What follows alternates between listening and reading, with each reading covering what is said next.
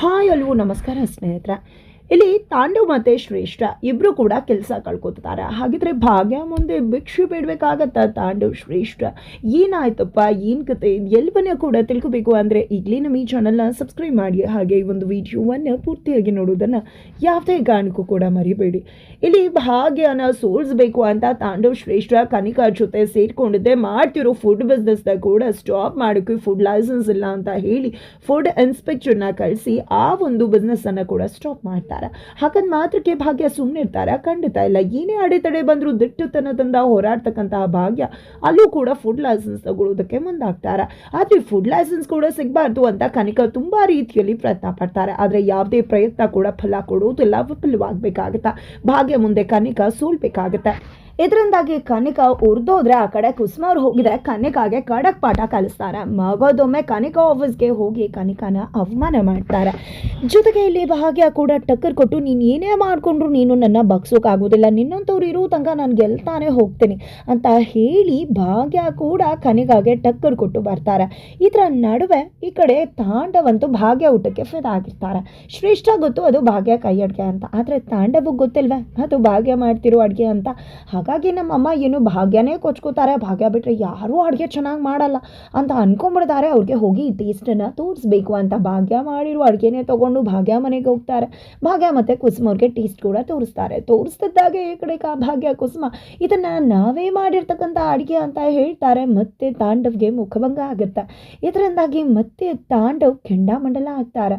ಇದರ ನಡುವೆ ಶ್ರೇಷ್ಠ ಬಂದು ತಾಂಡವ್ನ ಸಮಾಧಾನ ಮಾಡ್ತಾರೆ. ಅದರ ನಡುವೆ ಭಾಗ್ಯ ತನ್ನ ಬದುಕಿನ ಹೊಸ ಹೆಜ್ಜೆ ಇಡಬೇಕು ಅನ್ಕೊಂಡಿದ್ದೀನಿ, ಹೊಸ ಮಜಲು ಶುರುವಾಗ್ತದೆ, ನಿಮ್ಮ ಆಶೀರ್ವಾದ ಬೇಕು ಅಂತ ಹೇಳಿ ಸಂಜೆ ಬಂದು ಏನು ಅಂತ ಹೇಳ್ತೀನಿ ಅಂತ ಅಪ್ಪ ಅಮ್ಮನ ಅಂದರೆ ಅತ್ತೆ ಮಾವನ ಆಶೀರ್ವಾದ ತಗೊಂಡು ಭಾಗ್ಯ ಅಲ್ಲಿಂದ ತಾಂಡವ್ ಆಫೀಸ್ಗೆ ಬರ್ತಾರೆ. ಓ ಮೈ ಗಾಡ್, ಏನಪ್ಪ ಇದು ತಾಂಡವ್ ಆಫೀಸಲ್ಲಿ ಮತ್ತೆ ಭಾಗ್ಯಗೇನು ಕೆಲಸ ಅಂತ ಅಂದ್ಕೊಂಡ್ರೆ HR ನ ಕ್ಯಾಬಿನ್ಗೆ ಹೋಗಿ ಮಾತಾಡ್ಕೊಂಡು ಅಲ್ಲಿಂದ ಹೊರಡ್ತಿರ್ತಾರೆ. ತಾಂಡವ್ ಶ್ರೇಷ್ಠ ಭಾಗ್ಯನ ನೋಡಿದ್ದೆ, ಎಮ್ಮೆ ಯಾಕೆ ಆಫೀಸಿಗೆ ಬಂದಿದ್ಯಾ, ಮನೇಲಿ ಸಾಯ್ದು ಅಂತ ಇಲ್ಲೂ ಬಂದು ತೊಂದರೆ ಕೊಡೋಕೆ ಬಂದಿದ್ಯಾ, ಏನಿದೆ ನಿನ್ನ ಕೆಲಸ ಹಾಗೆ ಹೀಗೆ ಅಂತ ತಾಂಡವ್ ಹೇಳಿದ್ರೆ, ನೀವು ಮತ್ತೆ ಕನಿಕಾ ಜೊತೆ ಸೇರ್ಕೊಂಡಿದ್ದೆ ಪಾಪ ನಂಗೆ ತುಂಬ ತೊಂದರೆ ಕೊಡಬೇಕು ಅಂತ ಅಂದ್ಕೊಂಡ್ರಲ್ವ, ಪಾಪ ಏನೂ ಕೂಡ ಆಗಲಿಲ್ಲ ಪಾಪ ಅಂತ ಅನ್ನಿಸ್ತದೆ.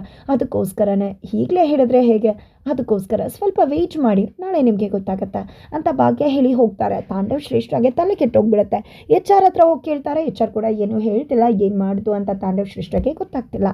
ಅದರ ನಡುವೆ ಈ ಕಡೆ ಭಾಗ್ಯ ಮನೆಗೆ ಬರ್ತಾರೆ.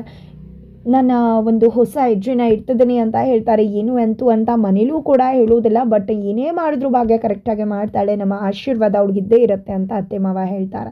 ಜೊತೆಗೆ ನಿಮ್ಗೆಲ್ರಿಗೂ ಗೊತ್ತಾಗಬೇಕು ಅಂದರೆ ನಾಳೆ ಎಲ್ಲರೂ ಕೂಡ ರೆಡಿಯಾಗಿ ನನ್ನ ಜೊತೆ ಬರಬೇಕು ಅಂತ ಭಾಗ್ಯ ಹೇಳ್ತಾರೆ.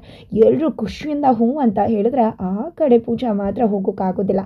ಯಾಕಂದರೆ ಪೂಜಾ ಒಂದು ಬಾಸ್ ಕಿಶನ್ ಅಂತೂ ಪೂಜಾನ ನಿಜವಾಗ್ಲೂ ಗೋಳಿಕೋತಾರೆ. ಕೆಲಸಕ್ಕೆ ಹೋಗಿಲ್ಲ ಅಂದರೆ ಕೆಲಸದಿಂದ ತೆಗೆದುಬಿಡ್ತಾರೆ. ಅದೇ ಕಾರಣಕ್ಕೋಸ್ಕರ ಪೂಜಾ ಕೈಗೆ ತಾನೇ ಕೆಲಸಕ್ಕೆ ಜಾಯ್ನ್ ಆಗಿದ್ದೀನಿ, ಹಾಗಾಗಿ ರಜೆ ಸಿಗೋದು ಕಷ್ಟ ಆಗುತ್ತೆ ಅಂದಾಗ ಪರವಾಗಿಲ್ಲ ಪೂಜಾ, ನೀನು ಕೆಲಸನ ಬಿಡದೆ ಮಾಡು, ನಿಂಗೆ ಒಳ್ಳೇದಾಗಲಿ ಅಂತ ಭಾಗ್ಯ ಹೇಳ್ತಾರೆ. ಇಲ್ಲಿಂದಾನೇ ಆಲ್ ದ ಬೆಸ್ಟ್ ಕೂಡ ತಿಳಿಸ್ತಾರೆ ಈ ಕಡೆ ಪೂಜಾ ಕೂಡ. ತದನಂತರ ಈ ಕಡೆ ಮನೆಯವರು ಎಲ್ಲರೂ ಕೂಡ ಬೆಳ್ಳಂ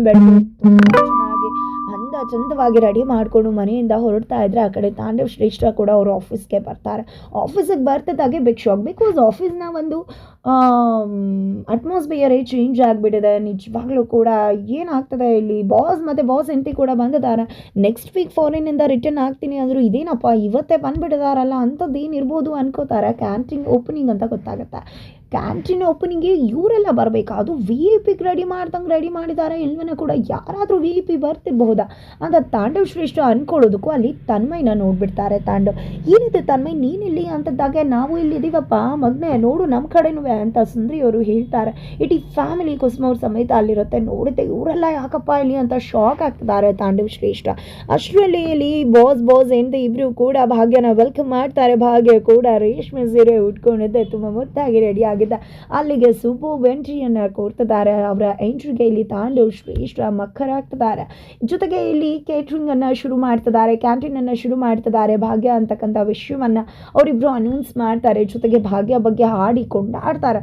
ಭಾಗ್ಯ ಗಂಡ ಅವಳನ್ನ ಬಿಟ್ಟು ಹೋಗ್ಬಿಟ್ಟ, ಹಾಗಂದ್ ಮಾತ್ರಕ್ಕೆ ಆಕೆ ಕುಗ್ಲಿಲ್ಲ, ಧೈರ್ಯವಾಗಿ ತನ್ನ ಸಂಸಾರವನ್ನ ಹೆಗ್ಲ ಮೇಲೆ ಹೊತ್ಕೊಂಡು ಗಂಡ ಬಿಟ್ಟು ಹೋದ ಅಂತ ಅವ್ರ ಅಪ್ಪ ಅಮ್ಮನ ಆಕೆ ಬಿಡ್ಲಿಲ್ಲ.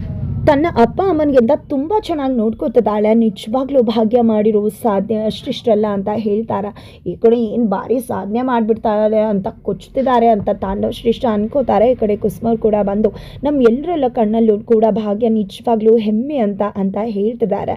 ಜೊತೆಗೆ ಅಯ್ಯೋ ನಾನಂಥದ್ದೇನೂ ಮಾಡೇ ಇಲ್ಲ ಅಂತ ಭಾಗ್ಯ ಹೇಳ್ತಾರೆ. ನಿಜವಾಗ್ಲೂ ನೀನು ತುಂಬ ಸಾಧನೆ ಮಾಡಿದ್ಯಮ್ಮ ಅಂತ ಹೇಳಿ ಹೊಗಳುತ್ತಾರೆ.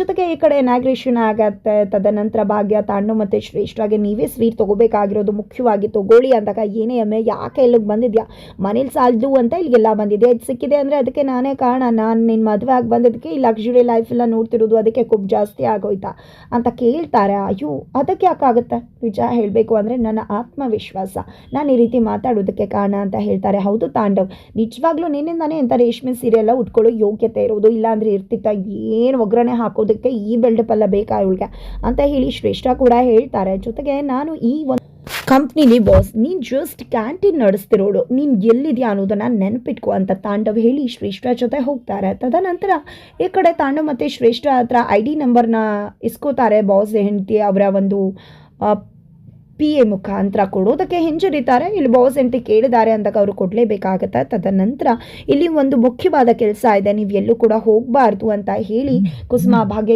ಎಲ್ಲರನ್ನ ಕೂಡ ಅಲ್ಲೇ ನಿಲ್ಲಿಸಿ ತಾಂಡವ್ ಶ್ರೇಷ್ಠನ ಮತ್ತೆ ಆ ಒಂದು ಜಾಗಕ್ಕೆ, ಕ್ಯಾಂಟೀನ್ನ ಉದ್ಘಾಟನೆ ಆಗಿರೋ ಜಾಗಕ್ಕೆ ಕರೆಸ್ತಾರೆ.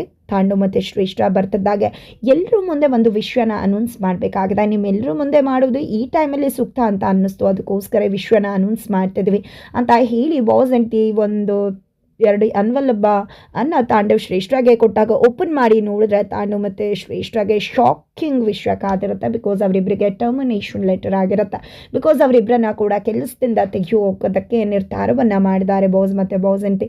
ಇದ್ಯಾಕೆ ಏನು ಎಂತು ಅಂತ ಪ್ರಶ್ನೆ ಮಾಡ್ತಿದ್ರೆ, ನಮ್ಮ ಕಂಪ್ನಿ ನಮ್ಮ ಇಷ್ಟ, ನಿಮ್ಮನ್ನು ಯಾವುದೇ ಕಾರಣಕ್ಕೂ ಕೆಲಸಕ್ಕೆ ಇಟ್ಕೊಳ್ಳೋಕ್ಕಾಗೋದಿಲ್ಲ, ಮುಂಚೆನೇ ತೆಗಿಬೇಕಿತ್ತು, ಬಟ್ ಇವಾಗ ತೆಗಿತಾ ಇದ್ದೀವಿ, ಸಮಯ ಬಂದಿದೆ ಅಂತ ಹೇಳ್ತಿದ್ದಾರೆ. ಭಾಗ್ಯ ಆಫೀಸ್ಗೆ ಬರ್ತದಾಗೆ ಆ ಕಡೆ ತಾಂಡವ್ ಶ್ರೇಷ್ಠ ಕೆಲಸ ಕಳ್ಕೊತಿದ್ದಾರೆ.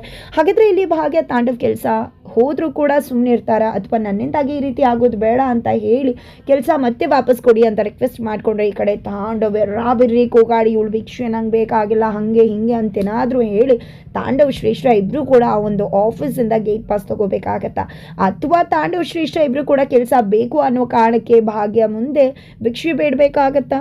ಈ ಕಡೆ ಭಾಗ್ಯ ಅದಕ್ಕೆ ಒಪ್ಕೋಬೇಕಾಗತ್ತಾ, ಬಾಕಿ ಆಶೀರ್ವಾದ ಇದ್ದರೆ ಮಾತ್ರ ತಾಂಡವ್ ಶ್ರೇಷ್ಠಗೆ ಆಫೀಸ್ನಲ್ಲಿ ಕೆಲಸ ಸಿಗತ್ತಾ, ಅಥವಾ ಭಾಗ್ಯ ತಾಂಡು ಮತ್ತು ಶ್ರೇಷ್ಠ ಇಬ್ಬರ ಕಾಲ ನಿಜವಾಗ್ಲೂ ಈಗ ಸರಿಯಿಲ್ಲ, ಟೈಮ್ ಸರಿಯಿಲ್ಲ ಅಂತಲೇ ಹೇಳ್ಬೋದು.